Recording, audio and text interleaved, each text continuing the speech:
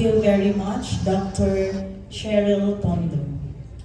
By the authority vested in me by the Department of Education, through our Honorable DepEd Secretary Attorney Sonny Angara, and the Office of our DepEd NIR Regional Director Ramir Barberan Oitico, CESO 3, and through the certification and recommendation of your school principal, Dr. Cheryl Tondo, to confirm and approve the graduation of 35 male and 118 female, a total of 153 for academic track, accountancy and business management, 200 male and 308 female, a total of 508 for humanities and social sciences, 98 male and 138 female,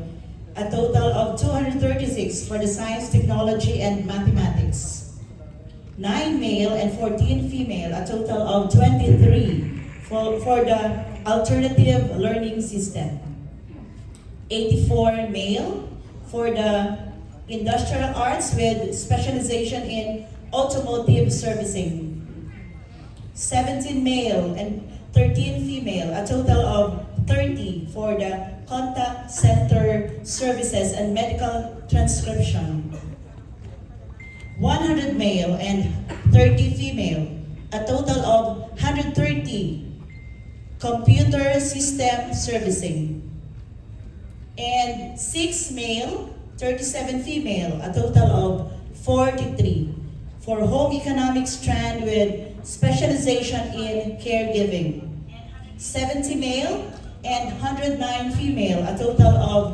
170 for cookery, bread and pastry production, food beverages services, and a sum total of 600 male, 767 female, a grand total of 1,386 candidates for graduation. I now hereby confirm and approve your graduation from the K-12 Basic Education Curriculum. Congratulations!